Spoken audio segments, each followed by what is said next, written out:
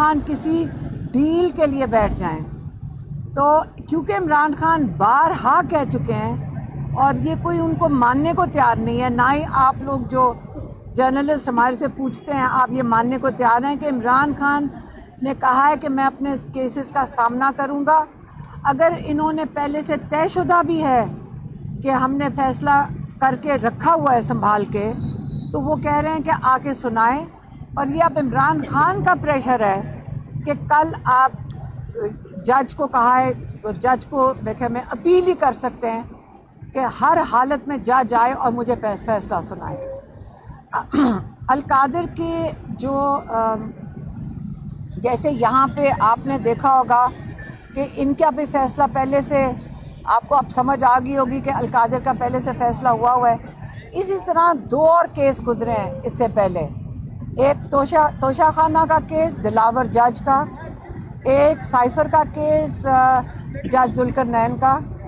ایک تیسرا کیس جج ارجمن کا۔ یہ ماشاءاللہ پاکستان ایک واحد ملک ہوگا جہاں پہ غلط سزائیں سنانے پہ ججز یہ امید رکھ سکتے ہیں کہ ان کو پاکستان میں ترقی ملے گی اگلے کورٹس کے اوپر۔ ان کو ان 3 سزاؤں کے بعد پاکستان میں اگلے ہائر کورٹس کے اندر ان کو انشاءاللہ ترقی دی جائے گی۔ ہم جو عوام ہیں ہمیں ان کی قدر کرنی چاہیے، ان ججز کی جو ان مشکل حالات میں بھی اور بڑے پریشر کے نیچے، جنہوں نے پچھلے دنوں میں پچھلے 1.5 سال میں کئی ججز نے انصاف کیا ہے لوگوں کے ساتھ، انہوں نے صحیح فیصلے سنائے ہیں جس کو ہم پہچان سکتے ہیں کہ انصاف ملے۔ تو ہمیں جن کو ججز کا سامنا کرنا پڑتا ہے انہوں نے اپنی ڈیوٹی ادا کی ہے، یہ ان کا فرض تھا کہ جب لوگ ان کے سامنے آئیں تو ہمیں یہ امید رکھنی چاہیے کہ انشاءاللہ پاکستان میں اتنے برے حالات نہیں ہیں، ججز ہیں، اور انشاءاللہ اگر ان کے سے پریشر ہٹا دیا جائے تو بہت سے ججز اپنا کام بہترین طریقے سے سر انجام دے دیں گے۔ لیکن یہ بھی یاد رکھیں کہ اس وقت جن ملکوں کے اندر، اگر باہر کے ملکوں میں آپ ہوتے اور ججز غلط فیصلہ چنائیں، ایک فیصلہ ہوتا ہے کہ غلطی سے آپ ایک ججمنٹ دے دیں، ایک ہوتا جان بوجھ کے آپ ایک کیس میں غلط سزائیں سنائیں۔ کسی اور ملک میں آپ ہوتے اس وقت، یہ جج صاحبان، ان کے اوپر انکوائری ہوتی، ان کے اوپر کمیشن بیٹھتی، ان کو سسپینڈ کیا جاتا، ان کو نوکری سے نکالا جاتا۔ تو یہاں پہ پاکستان میں آپ نے دیکھ لیا کہ اس وقت الٹا نظام چل رہا ہے۔ دوسرا القادر، پھر سے دوبارہ میں القادر یونیورسٹی کے اوپر بات کرنا چاہتی ہوں۔ آج ہم عمران خان سے جب بات کر رہے تھے تو یہ آپ کو پتہ ہونا چاہیے کہ عمران خان کہتے ہیں کہ ہمارے شوکت خانم اور نمل کے اندر ایسے ڈونرز ہیں جو 100 کروڑ دینے کو تیار ہیں۔ ایک ایکیڈیمک بلاک کا نمل کا ہم آپ کو بتا دیتے ہیں، آپ کو ایک ایگزامپل دے دیتے ہیں نمل یونیورسٹی کا، کہ یہاں پہ ہمارے ایکیڈیمک بلاک ابھی ڈیزائن بھی نہیں ہوا تو لوگ اپنا صدقہ جاریہ دینے کے لیے پاکستان میں لوگ بہت اس طرح یہ چیریٹی دیتے ہیں، بہت ہی زکوٰۃ اور صدقہ جاریہ دیتے ہیں، اور لوگ ہمارے سے پوچھتے ہیں کہ آپ کا ایکیڈیمک بلاک کب بن رہا ہے، کب اس کا ڈیزائن ہو رہا ہے، تاکہ ہم اس کو اسپانسر کر سکیں۔ اور ہمارا ایک ایکیڈیمک بلاک جو بننا ہے وہ 150 کروڑ کا ہے۔ تو آپ یہ بتائیں کہ آپ نے 50-60 کروڑ کی جو القادر کی یونیورسٹی کی بلڈنگ بنی ہے، کیا عمران خان کو یہ فیور کرنے کے لیے، جو وہ کہہ رہے ہیں کہ ملک ریاض کو فیور کیا ہے، تو کیا ان کو ایک 50-60 کروڑ کی یونیورسٹی کے لیے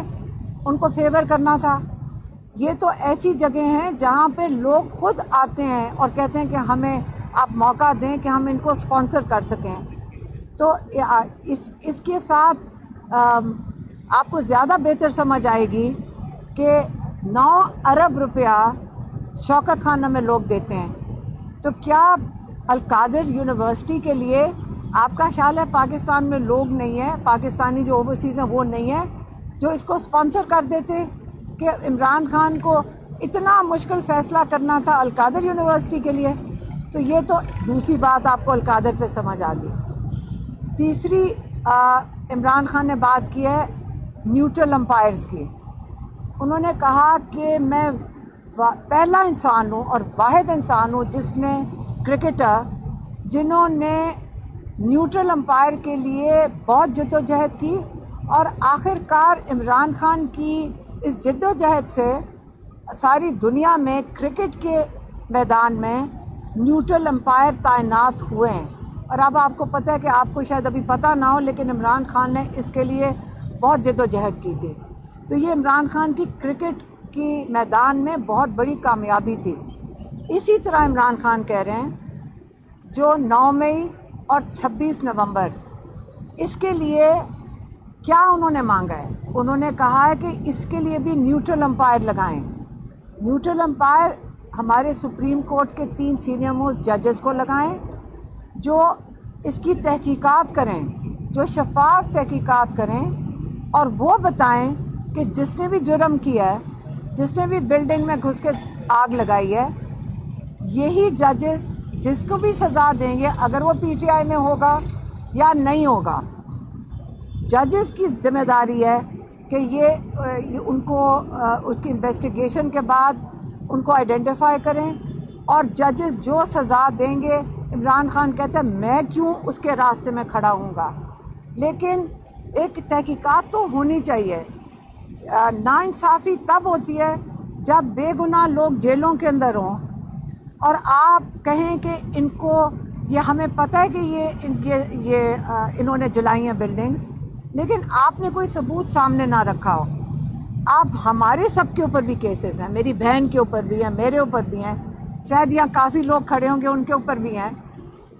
کیا کیس ہے کہ آپ نے 9 مئی میں بلڈنگیں جلائی ہیں یا آپ نے عسکری بینک جلایا ہے؟ تو آپ بتائیں کہ ہم کئی دفعہ 1.5 سال سے کورٹس میں پھر رہے ہیں، ایک دفعہ کسی آئیو نے نہیں آ کے بتایا کہ بتاؤ کہ آپ کے پاس ثبوت کیا ہے۔ تو یہ کیسز اس قسم کے ہیں یہ جو نہیں چل سکتے، ان کو پتہ ہے کہ نہیں چل سکتے، اسے کیسز نہیں چلا رہے۔ میں نے خود، میری بہن نے کھڑے ہو کے جج کے سامنے کئی دفعہ کہا ہے لاہور میں کہ جج صاحب آپ کیس چلائیں، وہ کیس نہیں چلاتے ہیں۔ لیکن لوگوں کو بہت زیادہ، کئی ہزار لوگوں کو آپ جیلوں میں نہیں ڈالنا چاہیے۔ تو پھر سے عمران خان نے آج کہا ہے کہ میں نے ایک کمیٹی بنائی ہے جو مذاکراتی کمیٹی ہے، یہ ان کی ذمہ داری ہے۔ ان کو 2 ان کے ڈیمانڈز ہیں، ایک نیوٹرل امپائر کے جو ججز، سپریم کورٹ کے ججز کی کمیشن بنے، اور دوسرا بے گناہ قیدیوں کو رہا کرنے کے لیے۔ یہی ان کے 2 مطالبات ہیں۔ مذاکراتی کمیٹی کو کہ انہوں نے کہا ہے کہ میں نے پوری اتھارٹی دے دی ہے، وہ یہ اس کے اوپر کریں گے کام، اور یہ اب وہ کہتے ہیں کہ اس کے علاوہ جو یہ کہہ رہے ہیں کہ ڈیل ہو رہی ہے، وہ دوبارہ انہوں نے کہہ کے بھیجا ہے کہ کوئی ڈیل میں نہیں کر رہا ہوں۔ بس یہ ان کا آج پیغام تھا، وہ ہم نے آپ تک پہنچا دیا۔ میڈم یہ بتائیے گا کہ خان صاحب نے آج اس بات کی تصدیق کی ہے کہ بیرسٹر گور کی ملاقات ہوئی ہے آرمی چیف سے، اور اس کی تفصیلات بھی انہوں نے مجھے بتائی ہے۔ تو بیرسٹر گور خان نے بھی تصدیق کی ہے، ان کے ساتھ ہی تھے، لیکن بیرسٹر گور اب کہہ رہے ہیں کہ عمران خان نے کہا ہے کہ میری ملاقات ہوئی ہے آرمی چیف سے، میری کوئی ملاقات نہیں۔ دیکھیں ہم وہاں کھڑے تھے جب عمران خان آپ سے بات کر رہے تھے۔ دیکھیں عمران خان نے یہ بھی کہا ہے کہ ہم نے کبھی دروازے بند نہیں کیے، جب آپ سے بات کی تھی، یہ ہمارے سے بات نہیں کی، یہ آپ سے بات کر رہے تھے، انہوں نے کہا کہ ہم نے کبھی دروازے بند نہیں کیے۔ دیکھیں عمران خان نے تو اپنے ابھی بھی 2 مطالبات رکھ دیے ہیں، لیکن جو دوسری طرف سے کوئی بھی مطالبہ ہو، آج تک میں نے آپ کو کئی دفعہ کہا ہے کہ ہم نے نہیں سنا ڈائریکٹلی۔ عمران خان دیکھیں مطالبہ وہ ہوتا ہے کہ آپ ٹیبل پہ بیٹھ کے بات کریں، ہم نے بھی سنی سنائی، ہمیشہ میں نے آپ کو آ کے بتایا ہے کہ ہم نے سنی سنائی باتیں کی ہیں، سیکنڈ ہینڈ انفارمیشن آتی ہے کہ جی 3 سال نہ بات کریں، یہ پہلی دفعہ براہ راست ہوا ہے، اور انہوں نے اس کو خوشائن کہا۔ ہاں انہوں نے خوشائن کہا۔ دیکھیں ہمیں انڈائریکٹلی اس قسم کی باتیں سننے میں آتی تھی، لیکن جب ڈائریکٹ رابطہ نہ ہو تو بات کچھ بھی بن سکتی ہے، اس کے اندر وہ صداقت نہیں ہوگی. لیکن آج جو ڈائریکٹ بات ہوئی ہے، عمران خان نے کہا ہے کہ اگر انہوں نے ان کو انوائٹ کیا ہے آرمی چیف نے، اور